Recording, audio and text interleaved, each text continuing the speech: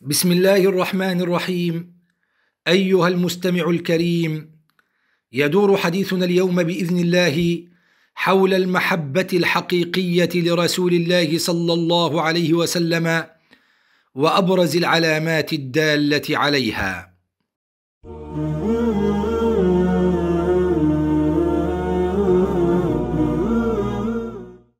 الحمد لله رب العالمين، والصلاة والسلام على المبعوث رحمة للعالمين سيدنا محمد وعلى آله وصحبه أجمعين، وبعد.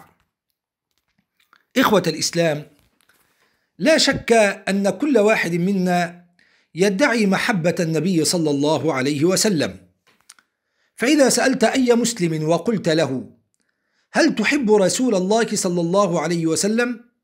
فيجيب بكل تأكيد: نعم، أحبه أكثر من نفسي وأهلي وولدي.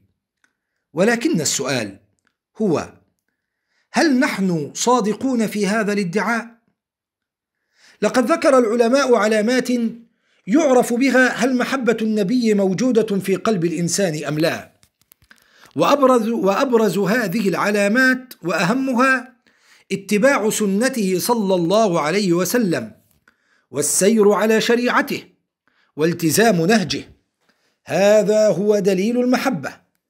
فالمحبة ليست كلمة تقال وليست أشعارا تنشد، بل المحبة سلوك وأخلاق، فالاتباع عين المحبة. وهذا ما أكد عليه رسول الله صلى الله عليه وسلم حين قال لسيدنا أنس: يا بني، إن قدرت أن تصبح وتمسي وليس في قلبك غش لأحد فافعل. ثم قال: يا بني، وهذا من سنتي، ومن أحيا سنتي فقد أحبني، ومن أحبني كان معي في الجنة.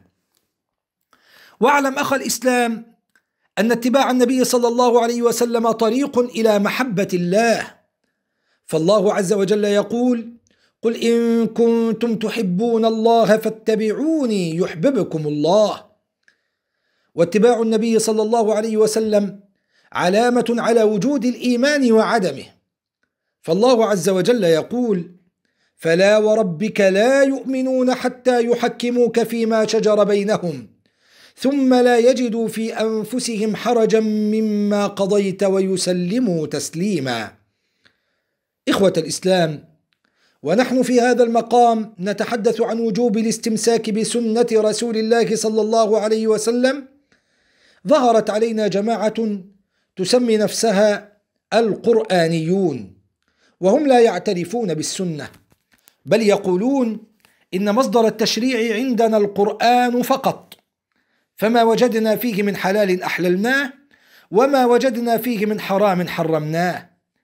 ولا شك أن هذا كلام باطل ويحمل نية خبيثة هدفها هدم الشريعة كلها. والقرآن الكريم الذي يدعون الاكتفاء به هو نفسه الذي أمرنا باتباع الرسول صلى الله عليه وسلم. قال تعالى: وما آتاكم الرسول فخذوه وما نهاكم عنه فانتهوا. وقال تعالى: من يطع الرسول فقد أطاع الله. وقال تعالى: وأطيعوا الرسول لعلكم ترحمون. يا من تدعون الاكتفاء بالقرآن، كيف كنتم ستعرفون أوقات الصلاة وكيفيتها؟ كيف كنتم ستعرفون أنصبة الزكاة ومناسك الحج؟ فالسنة وحي كالقرآن. أخ الإسلام، من أبرز علامات محبة الرسول صلى الله عليه وسلم إكثارك من الصلاة والسلام عليه، لأن من أحب شيئا أكثر من ذكره.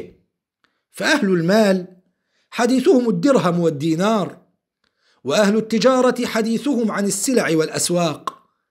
أما أحباب رسول الله صلى الله عليه وسلم فحديثهم وأنفاسهم تلهج بالصلاة والسلام عليه. ولا شك أن كثرة الصلاة والسلام على رسول الله صلى الله عليه وسلم باب لزيادة الحسنات. فعن أبي طلحة قال: خرج النبي صلى الله عليه وسلم يوما، فقلت: بأبي أنت وأمي يا رسول الله، إني لأرى السرور في وجهك. قال: أجل، إنه أتاني جبريل آنفا فقال يا محمد من صلى عليك مرة كتب الله له بها 10 حسنات ومحى عنه 10 سيئات ورفع له بها 10 درجات وصلت عليه الملائكة 10 مرات. نسأل الله العلي القدير أن يرزقنا المحبة الحقيقية لرسول الله صلى الله عليه وسلم، وصلى الله على سيدنا محمد وعلى آله وصحبه وسلم.